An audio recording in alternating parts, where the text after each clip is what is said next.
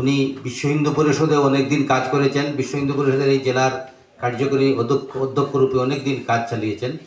এখানে উপস্থিত মঞ্চে মাননীয় শ্রী বিশ্বনাথ দেব মহাশয়, যিনি একজন সমাজসেবী তথা লায়ন্স ক্লাবের একজন অ্যাক্টিভ মেম্বার এবং বিভিন্ন পদে আসীন ছিলেন এবং বর্তমানে একল অভিযান করিমগঞ্জ অঞ্চল বলতে আমাদের জেলার সভাপতির দায়িত্বে আছেন।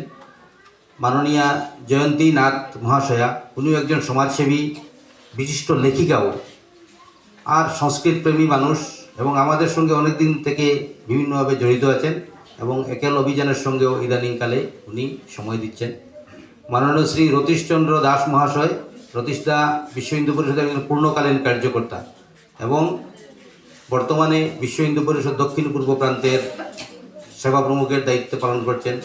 সামনে সবার নাম বলছি না, কারণ এখানে ছোটো ছোটো কচিকাচারা আছে, তো তাদের অনেক সকাল থেকে ওরা পরিশ্রম করছে, খেলাধুলা করছে, ওর ক্ষুধা লেগেছে, যারা খাবে এখন, তাই আমার বক্তব্য বেশি দীর্ঘায়িত করবো না। সামনে যারা আছেন বিশিষ্ট ব্যক্তিবর্গ, বিভিন্ন সংগঠনের সঙ্গে যুক্ত আমার বন্ধু এবং মায়েরা,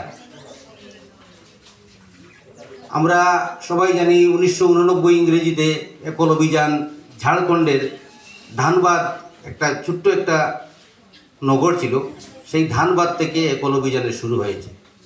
আমি খুব ভাগ্যবান, যিনি একল অভিযানের যে জায়গাতে শুরু হয়েছিল সেই গ্রামে আমি গিয়েছি।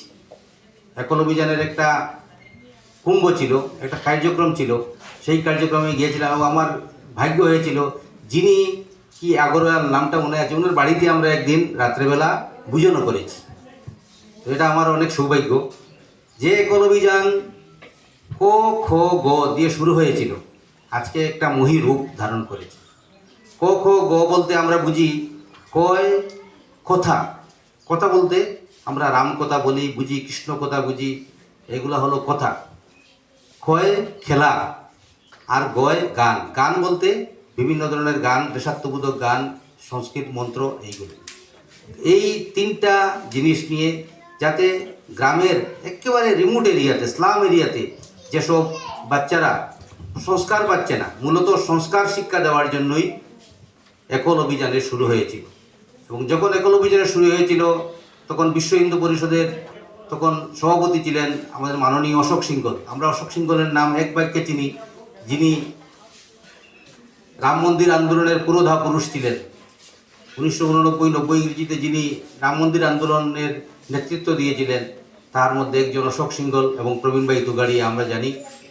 উনি এই একল অভিযানের সঙ্গে প্রথম অবস্থা থেকে যুক্ত ছিলেন এবং ওনার আশীর্বাদে আজকে একল অভিযান একটা মহীরূপ, একটা বটবৃক্ষের মতো হয়েছে। তো আজকে আমরা জানি একল অভিযান শুধু ক খ গ বা এবিসিডি শেখাবার জন্য একল অভিযান নয়।